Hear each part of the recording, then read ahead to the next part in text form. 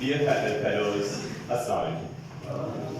Today I am here to present my topic that is about critical care map and nursing care plans.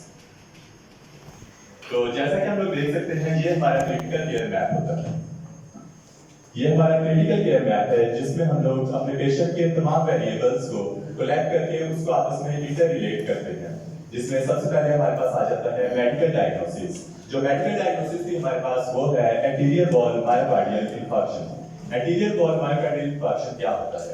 MI जो है वो myocardial infarction में जो होता है एमआई उसमें है जो हार्ट के मसल्स होते हैं उसमें इंफार्क्शन हो जाती है या ब्लॉकेज हो जाती है हार्ट के मसल्स में। लेकिन जो एंटीरियर वॉल मायोकार्डियल इंफार्क्शन है उसमें जो हार्ट के फ्रंट साइड के मसल्स होते हैं उसमें इस्कीमिया हो जाता है और वो इंफार्क्शन का शिकार होते हैं। जिसके बाद हमारे आती है कॉजेस। कॉजेस में हम लोग सबसे पहले देखते हैं कि क्यों कौन सी वजूहात हैं जिसकी वजह से एमआई होता है।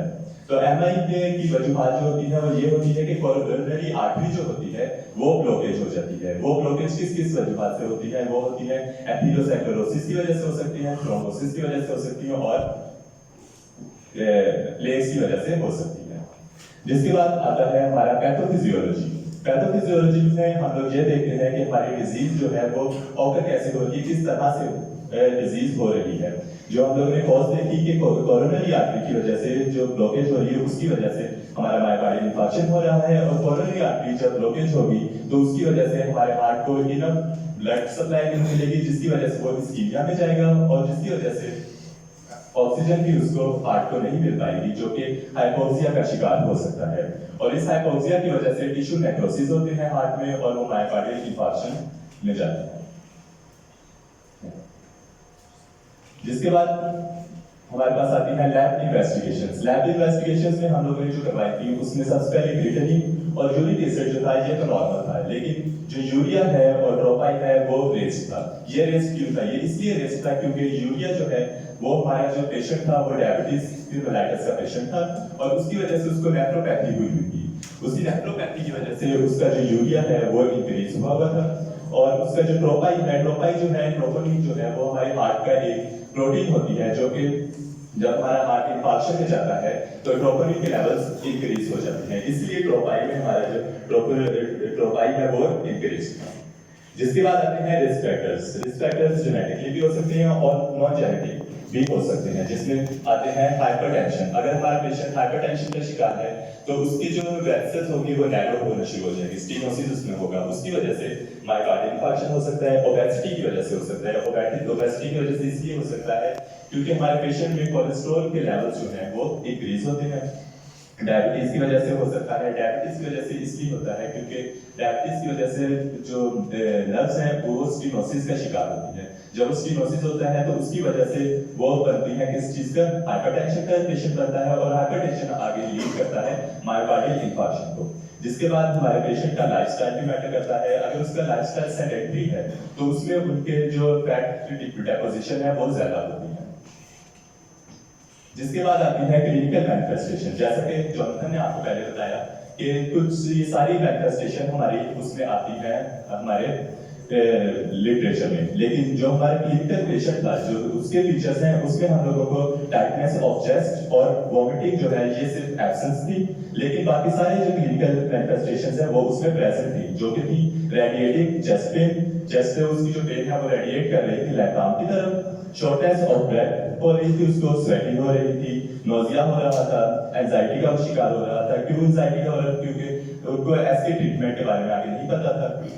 उसके बाद फीलिंग ऑफ वर्टाइगो उसमें हो रही थी, मींस कि हमारा पेशेंट जो है वो फेंट हो रहा था, बार बार वो फेंटिंग की तरफ जा रहा था और उसमें फैटीग हो रही थी, मतलब उसमें थकावट थी।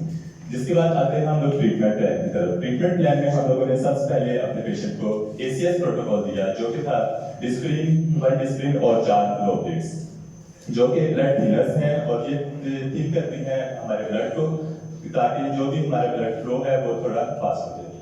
उसके बाद आती है रेमिडिल्स और मिरोल। ये दोनों मेडिसिन जो है वो एसीई इनहिबिटर्स होती हैं। एसीई क्या होता है? एंजियोटेंसिन कन्वर्टिंग एंजाइम, जो कि एंजियोटेंसिन 1 होता है वो कन्वर्ट होता है एंजियोटेंसिन 2 किसकी मदद से? एसीई की मदद से। तो जो रेमिडिल है ये एसीई जो कन्वर्टर है उसी को इनहिबिट करवा देता है जिससे वो एंजियोटेंसिन 2 की तरफ नहीं जा पाता। उसके बाद हमारे पास थी लिटिगेंट और रोबिस्टा, जो कि हम लोगों को हाइपरलिपिडीमिया के लिए हम लोगों ने अपने पेशेंट को देखी कि जो भी लिपिड्स या फैट डेपोजिशन हो रही हैं वो उसमें कम हो। और फिर हम लोगों ने दिया था सस्टेक। सस्टेक हम लोगों ने इसलिए उनको टैबलेट दी थी ताकि उसके जो एंजाइना की पेन हो रही है, उसको चेस्ट पेन हो रही है, उससे वो कवर अप कर सके। जिसके बाद हम लोगों ने उसको ग्रेविनेट दिए थे। जैसे कि हम लोगों ने देखा था कि हमारा पेशेंट जो है वो नोजिया में था, नोजिया उसको हो रहा था, इसलिए हम लोगों ने उसको इंजेक्शन दिया ग्रेविनेट। जिसके बाद इन्हीं सारी बेसिस पे हम लोगों ने नर्सिंग केयर प्लान बनाए और नर्सिंग डायग्नोसिस बनाई, जो कि acute pain related to tissue ischemia as evidence by patient reporting of chest pain and facial grievance. जो हमारा पेशेंट था उसकी फेशियल जो चेंजेस आ रहे थे और उसने जो हमें वर्बलाइज किया था कि उसकी चेस्ट पेन हो रही है, उसी को देखते हुए हम लोगों ने ये वाली डायग्नोसिस बनाई थी कि उसको टिश्यू इस्कीमिया हुआ है जिसकी वजह से उसको पेन हो रही है। और decreased cardiac output related to changes in myocardial contractility. जो हार्ट है उसमें जो मायोकार्डियल की कॉन्ट्रैक्टिलिटी हो रही थी वो कम होना शुरू हो गई थी, जिसकी वजह से जो हार्ट है वो सही अमाउंट में अपना जो ब्लड है वो बॉडी में नहीं भेज पा रहा था। फिर है activity intolerance related to reduced cardiac output. उसका कार्डियक आउटपुट कम था, उसी की वजह से वो काम वगैरह भी ज्यादा नहीं कर पा रहा था। Risk for ineffective tissue perfusion related to reduced blood flow. उसका रिड्यूस्ड ब्लड फ्लो था, उसकी वजह से उसकी जो टिश्यू थी उसकी परफ्यूजन हो रही थी। Anxiety related to deficient knowledge to acid treatment. अभी हमारे पेशेंट में जो एसिड ट्रीटमेंट है उसकी नॉलेज नहीं थी, जिसकी वजह से वो एंजाइटी का शिकार हो रहा था। तो ये आप लोगों ने देखी कि इस सेक्शन में हम लोगों ने 5 नर्सिंग डायग्नोसिस बनाई और इन्हीं 5 नर्सिंग डायग्नोसिस पे हम लोगों ने आगे नर्सिंग केयर प्लान बनाए, जिसमें से एक आप स्क्रीन पर देख सकते हैं, जिसको मैं आपको फर्दर एक्सप्लेन करता हूँ। नर्सिंग केयर प्लान में हमने सबसे पहले जो हमारा था वो था असेसमेंट थी। असेसमेंट में हम लोगों ने अपने पेशेंट से सब्जेक्टिव डेटा में ये लिया कि उसके जो वर्बलाइज किया हमें पेशेंट ने कि उसकी चेस्ट पेन हो रही है जो कि रेडिएट कर रही है लेफ्ट आर्म में। जिसके बाद हम लोगों ने ऑब्जेक्टिव डेटा में इसी चीज को कंफर्म करने के लिए ऑब्जेक्टिव डेटा लिया, जिसमें हम लोगों ने देखा कि हमारे जो पेशेंट है उसकी फेशियल ग्रीवेंसी हो रही है। फेशियल ग्रीवेंसी मतलब उसकी फेशियल चेंजेस आ रही है, जिसकी वजह से हमें पता चला कि हमारे पेशेंट को चेस्ट पेन है और वो मॉर्निंग कर रहा था, रेस्टलेसनेस था और डायफोरेसिस मतलब वो स्वेटिंग, उसमें एक्सेसिव स्वेटिंग हो रही थी।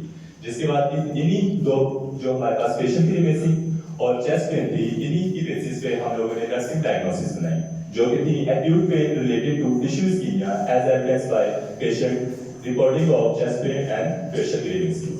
जिसके बाद आता है हमारे पास प्लानिंग का पार्ट। प्लानिंग में हम लोगों ने 4 प्लानिंग की थी, जिनमें से 2 हमारी इंडिपेंडेंट थी और 2 हमारी कोलैबोरेटिव थी। जो सबसे पहले इंडिपेंडेंट में थी वो हमारी ये थी कि हम लोग अपने पेशेंट को पेन स्केल के ऊपर देखेंगे कि उसकी जो पेन की इंटेंसिटी है वो किस लेवल पर है। उस लेवल को चेक करने के लिए हम लोगों ने पेन स्केल की हेल्प ली। उस पेन स्केल की हेल्प से हम लोगों को पता चला कि हमारे पेशेंट जो है उसकी 7 आउट ऑफ 10 जो पेन स्केल पे उसकी इंटेंसिटी आ रही है। और इसीलिए ये पेन हम लोग क्यों ले रहे हैं, इसीलिए ताकि हमें बेसलाइन मिल जाए अपने पेशेंट का फर्दर ट्रीटमेंट के लिए। जिसके बाद हम लोगों ने अपने पेशेंट को इनकरेज रेस्ट करवाया ताकि उसकी जो फटीग है वो भी खत्म हो और उसके जो एडिक्वेट है उसका रेस्ट उसको करवाई ताकि वो सेट हो सके। नेक्स्ट उसके बाद हम लोगों ने जो कोलैबोरेटिव ये हमारी इंडिपेंडेंट प्लानिंग थी और कोलैबोरेटिव तौर पे हम लोगों ने 2 इसको प्लानिंग करवाई थी, जो कि थी एडमिनिस्टर्ड ऑक्सीजन सप्लीमेंटेशन। सबसे पहले हम लोगों ने ऑक्सीजन सप्लीमेंटेशन इसलिए अपने पेशेंट को करवाया ताकि उसकी वो हाइपोक्सिया में ना जा पाए। हमारा जो पेशेंट था उसमें हार्ट के मसल्स में निक्रोसिस हो रहा था, लेकिन कुछ सेल जो थे वो डेथ की तरफ चले गए थे, लेकिन कुछ ऐसे थे जो अभी तक जा रहे थे। इसलिए हम लोगों ने ऑक्सीजन उसको सप्लीमेंटेशन स्टार्ट करवाया ताकि उसके हाइपोक्सिया को शिकार ना हो सके और वो उसके जो नेक्रोस नहीं हुए टिश्यू वो बच सके। उसके बाद हम लोगों ने एडमिनिस्टर की थी अपनी वही एसीएस प्रोटोकॉल में हम लोगों ने जो उसको मेडिकेशन दी थी वो थी एस्प्रिन और क्लैपिडोग्रिल, जो हम लोगों ने जो कि ब्लड थिनर थी ताकि हमारा जो पेशेंट है उसकी मायोकार्डियल जो है मसल्स हैं उस पर ज्यादा वर्कलोड ना पड़ सके और उसको ऑक्सीजन डिमांड उसकी पूरी हो सके।